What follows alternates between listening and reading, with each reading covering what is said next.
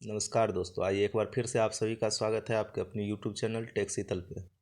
यहाँ हम आपके लिए लेकर आए हैं फिर से कुछ महत्वपूर्ण प्रश्न। आइए देखते हैं इसको बारी बारी से। पहला प्रश्न है, वह अधिकतम विपरीत वोल्टता जो कोई डायोड सह सकता है कहलाती है।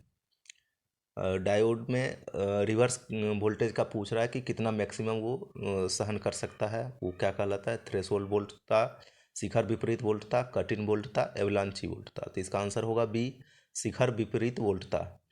पीक रिवर्स वोल्टेज कहलाएगा जो मैक्सिमम वो रिवर्स डायरेक्शन में सह सकता है। दूसरा है, जीनर डायोड की शक्ति खपत शून्य भार धारा पर न्यूनतम होती है, शून्य भार धारा पर अधिकतम होती है, सदैव शून्य होती है, भार धारा परिवर्तन से सदैव अप्रभावित रहती है।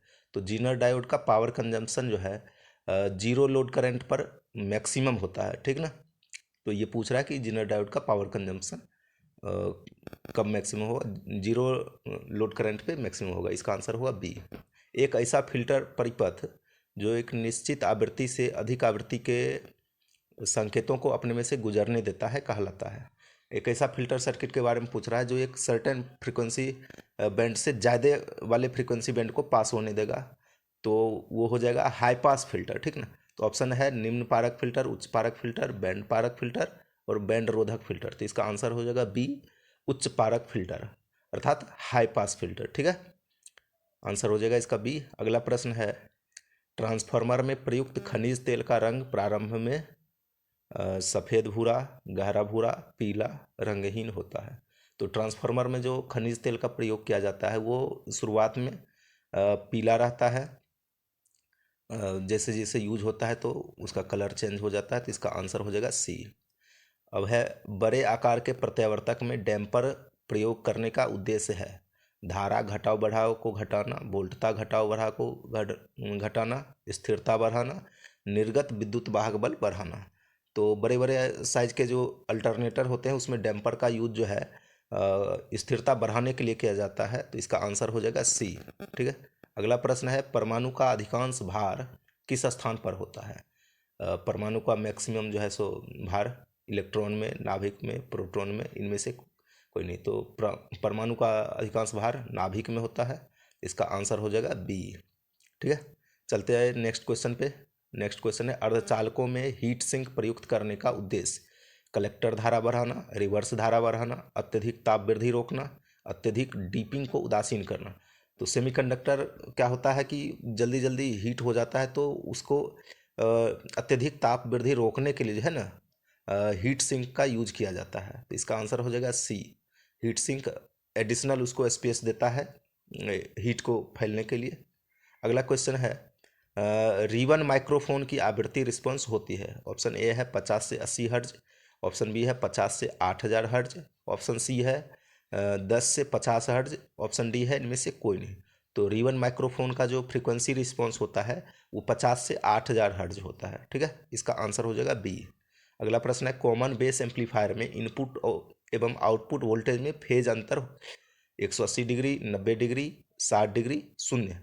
तो कॉमन बेस एम्पलीफायर में इनपुट और आउटपुट के बीच में जो वोल्टेज में फेज डिफरेंस होगा वो 180 डिग्री का होता है। तो इसका आंसर हो जाएगा ए। अगला प्रश्न है, एम्पियर घंटा किस राशि के मापन का मात्रक है।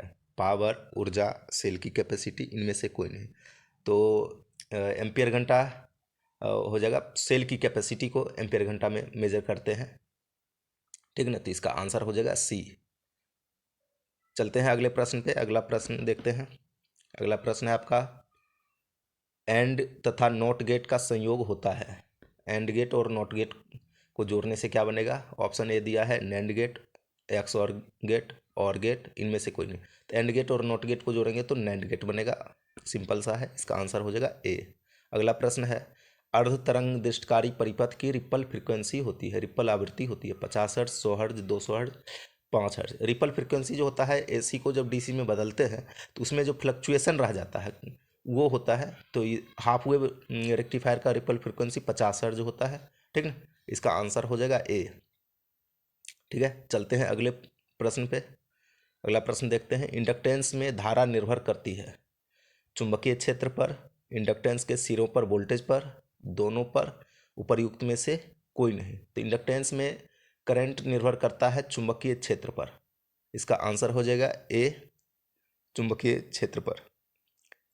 चलते हैं अगले प्रश्न को देखते हैं। अगला प्रश्न है,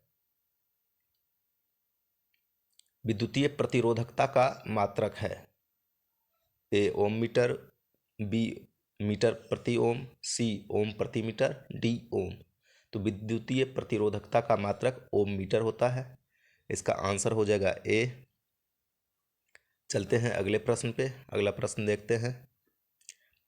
अगला प्रश्न है आपका, इलेक्ट्रोस्टैटिक इंस्ट्रूमेंट पर डैश का प्रभाव होता है? ताप, आवृत्ति, स्ट्रे चुंबकीय क्षेत्र, स्टे इलेक्ट्रोस्टैटिक क्षेत्र। तो इलेक्ट्रोस्टैटिक इंस्ट्रूमेंट पर जो है स्ट्रे इलेक्ट्रोस्टैटिक क्षेत्र का प्रभाव होता है। ठीक है, इसका आंसर हो जाएगा डी। चलते हैं नेक्स्ट प्रश्न पे। अगला प्रश्न है आपका, एक सेमीकंडक्टर में बोरोन अशुद्धियां मिलाने से जो क्यू करंट कैरियर उत्पन्न होता है उसे क्या कहते हैं? बोरोन के अंतिम कक्षा में 3 इलेक्ट्रॉन होते हैं, उसे कोई भी सेमीकंडक्टर से मैच कर मिलाएंगे तो लास्ट में एक होल्स जनरेट हो जाएगा। तो इसका आंसर होगा ए। अब अगला प्रश्न है, टनल डायोड दर्शाता है निगेटिव रेजिस्टेंस, पॉजिटिव रेजिस्टेंस, कोई रेजिस्टेंस नहीं, इनमें से कोई नहीं। तो टनल डायोड जो है नेगेटिव रेजिस्टेंस दर्शाता है। इसका आंसर होगा ए। चलते हैं अगले प्रश्न पे। अगला प्रश्न देखते हैं, दशमलव संख्या 9 का बाइनरी क्या होगा? डेसिमल नंबर 9 का बाइनरी में पूछ रहा है। 9 का बाइनरी हो जाएगा, पहला स्थान पे 1 को रखना पड़ेगा, दूसरा पे 0 0 और चौथे पे 1 रहेगा। तो ये 8 और 1 9 हो जाएगा।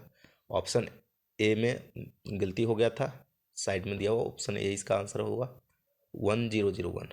अगला प्रश्न देखते हैं, एक टूटी हुई कॉइल में रिएक्टेंस अधिक होता है, 1000 ओम रेजिस्टेंस होता है, कोई रेजिस्टेंस नहीं होता, इनमें से कोई नहीं। तो एक कॉइल में इंडक्टिव रिएक्टेंस होता, लेकिन ये टूटा हुआ कॉइल पूछ रहा है। ठीक है, तो टूटी हुई कॉइल में कोई रेजिस्टेंस नहीं होगा।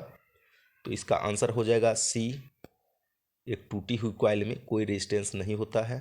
चलते हैं अगले प्रश्न पर।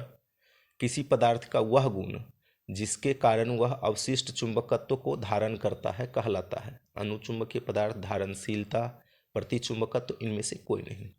तो कोई भी मटेरियल को जब मैग्नेटाइज करते हैं तो डिमैग्नेटाइज होने के बाद भी उसमें कुछ रेजिडुअल मैग्नेटिज्म रह जाता है, यह गुण उसका धारणशीलता कहलाता है। ठीक है, तो इसका आंसर हो जाएगा बी, धारण। बहुत बहुत धन्यवाद दोस्तों हमसे इस सेशन में जुड़ने के लिए। मिलते हैं फिर अगले वीडियो में, तब तक के लिए बहुत बहुत धन्यवाद।